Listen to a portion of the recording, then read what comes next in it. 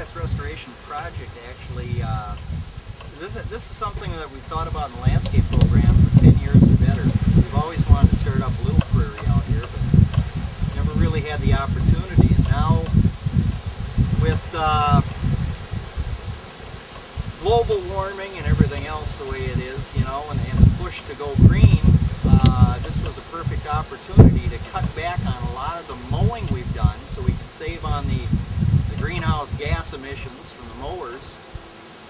It's going to save us a little bit of labor in the long run because we won't have to go out at least once a week to mow, you know, that's a couple of operators. And we can use it for educating our students and the public as to what a prairie actually is, what wildflower plantings actually are. So it's going to help us in the landscape program with our students. It's going to help the community. For those who come out to the campus and want to do some walk-arounds, we'll eventually have some trails through the area, cut through. We'll have plant materials labeled, as well as the trees and shrubs through the area that are out there. And so we can use it for teaching purposes. We can use it as demonstration areas. And at the same time, we're cutting down on the greenhouse emissions. We figured that the overall acreage that we were going to do is somewhere in the neighborhood of 20-22 acres. The grasses, as they are right now, part of the area has been left alone. It hasn't been mowed at all, and it's been sprayed with a non-selective herbicide to kill off the weeds that are presently growing there. And then in a short while we're going to have what they call a burn. They're actually going to come in and burn the area off. Who's going to do that? Pheasants Forever. We're kind of working through Tom Bowman and his company. He's out of the LeSueur area. And Pheasants Forever, which is a non-profit organization.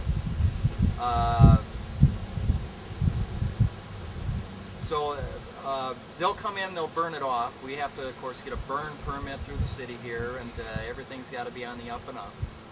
So the area will be burned off, and once that's burned off, then we'll come in and loosen up the soil. We'll try to till it up or disc it up a bit. Okay. And then there's a late fall planting. Tom Bowman actually is going to come out either the last week in October or the first week in November to do a seeding. And this is kind of late in the year for traditional seeding like a lawn. Typically when we're seeding lawns, we do that in late summer or in the fall of the year, about mid-October, or not mid-October, but mid-August to mid-September is the best time for seeding a lawn. Sure. But that's where the grass seed germinates and it'll start to mature before winter sets in. And then when spring rolls around, things warm up, that lawn area can take off that much quicker. With prairie grasses and wildflowers, you don't want them germinating that time of the year because they're not going to mature properly. And if you get an early frost, the frost will kill things off. And a lot of these plants that are planted are actually annual types, so they only live for 1 year. And in that 1 year period of time, you want them to go to flower, you want them to go to seed, and it's a seed that's going to come up next year. So by doing this late fall seeding, the seed will be put down and it won't germinate till spring. Then we'll get a whole year's worth of growth out of those plants. One of the things I asked Tom to come up with is a mix of quite a few wildflowers.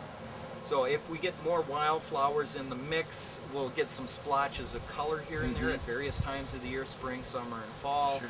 It'll look a little bit better. And one of the things I want to do in a short period of time here is put out some signage to let people know what we're doing. That's an excellent idea.